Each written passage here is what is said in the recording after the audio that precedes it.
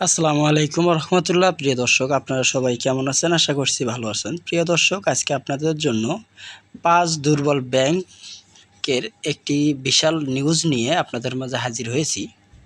প্রিয় দর্শক, আপনারা যদি আমাদের চ্যানেলটিতে নতুন হয়ে থাকেন তাহলে অবশ্যই চ্যানেলটি সাবস্ক্রাইব করে বেল বাটন অন করে রাখবেন। দুর্বল ব্যাংকগুলিকে একীভূত করার চেয়ে বন্ধ করে দেওয়া ভালো মন্তব্য করেছেন বিটিএমএ সভাপতি। একীভূত ব্যাংকগুলিতে আমানত সুরক্ষিত, সরকার লাভের সাথে বিনিয়োগ ফিরে পাবে মন্তব্য করেছেন গভর্নর। 5টি দুর্বল তীর থেকে একটি বিশাল তীর আকার কি অসুস্থতা নিরাময় করতে পারবে? বিশ্বজুড়ে ব্যাংক একীভূতকরণ অস্বাভাবিক নয়।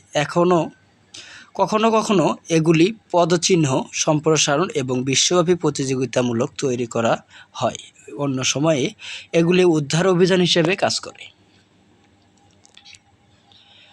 বাংলাদেশের বৃহৎ ঋণদাতা প্রতিষ্ঠান একীভূত হচ্ছে 5টি সমস্যাগ্রস্ত ইসলামী ব্যাংক। একীভূতকরণের লক্ষ্য হল পদ্ধতিগত পতন এবং আমদানিদের আতঙ্ক রোধ করা। খেলাপি ঋণ সম্মিলিত পোর্টফোলিওর 77% পৌঁছেছে, যা মারাত্মক অবক্ষয়ের চিত্র তুলে ধরেছে।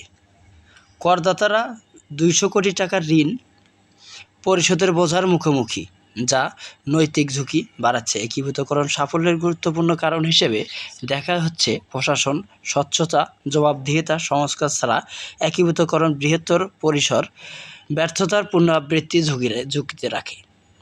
5টি সমস্যাগ্রস্ত ইসলামী ব্যাংকের প্রস্তাবিত একীভূতকরণ সম্পন্ন হলে বাংলাদেশ তার বৃহৎ ঋণদাতা পাবে।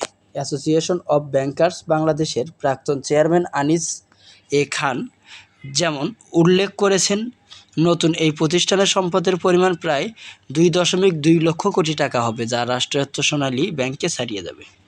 কাগজে কলমে এটি স্কেল এবং স্থিতিশীলতার প্রতিশ্রুতি দেয়, যা এই খাতের জন্য একটি মাইলফলক।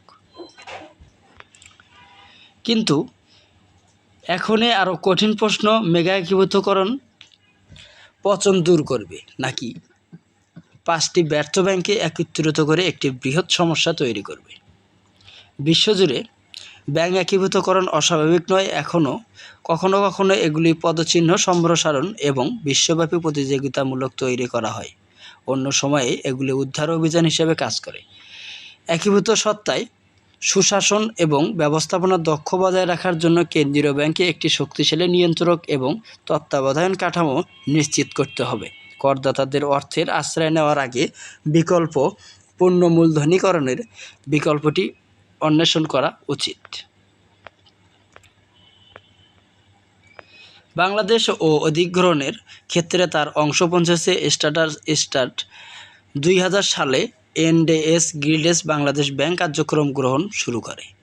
নোভা কর্টিয়া এবং পাকিস্তানের মুসলিম কমার্শিয়াল ব্যাংকের বাংলাদেশ কার্যক্রম গ্রহণ করে ব্যাংক এশিয়া প্রবৃত্তি অর্জন করেছে এবং এই বছর ব্যাংক আল ফালাহর কার্যক্রম অধিগ্রহণের জন্য একটি সমঝোতা স্মারক স্বাক্ষর করেছে। এগুলো মূলত কৌশলগত পদক্ষেপ ছিল, উদ্ধার অভিযান ছিল না।